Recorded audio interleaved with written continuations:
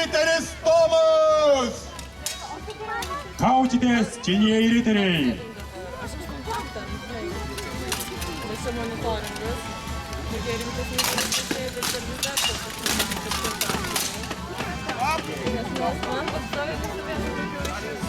Taip, taškas riteriui Artūrui. O galima paklausti teisėjų, už smūgį skydelių užskaitom ar ne? Ne. Ne kalaviju. Taškai pelnomi tik už smūgius kalaviju. Net man suskaudo. Stop, vėl stauno kova, taškas riteriui Tomui. Rezultatas lygus.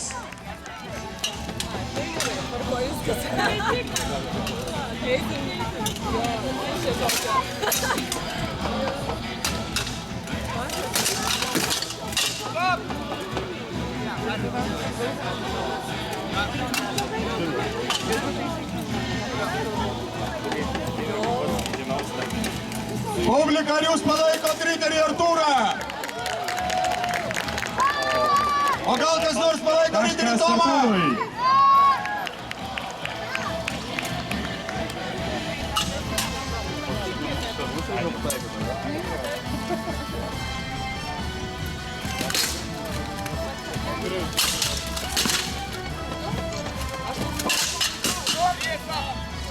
Ir stop.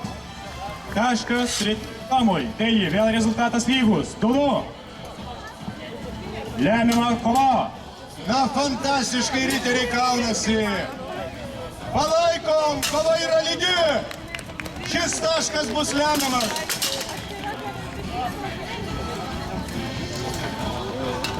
Ir pergalingas skiriamas riteriui Tomui. O kągi palaiko damos? Įmiausios damos, ar balsuojate už riterį Tomą?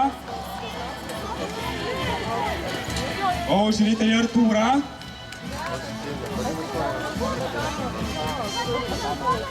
Na, nepatinka šiandieną riteriai mūsų damoms. Na, bet riteris Artūras vis daugiau taškų surinko. Taip, damos nori pareikšti, jog yra tiek susižavėjusios, jog niekaip negali išsirinkti.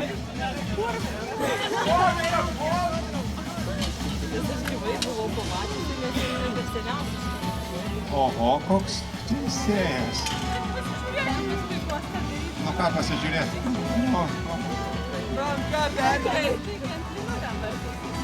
Gerbiamas Heraldai, ar tai jau aiškus nugalėtojas, ar taškus jau suskaičiavote? Finalinio pogrupio nugalėtojų tapo riteris Egidijus.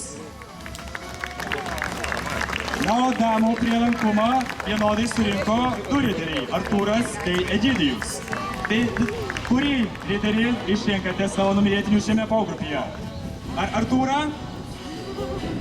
O gal Egidijų? Artūrai, nešk čia savo žavę šypseną.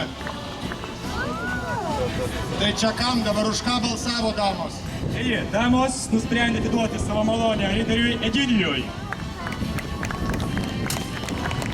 Taigi, sudėjus šio finalinio pogrupio bei vakar vykusių pogrupių rezultatus, absoliučių čempionų tiek turnyro kovose, tiek damų prielankumo tapo riteris Egidijus. Audringi aplodismentai!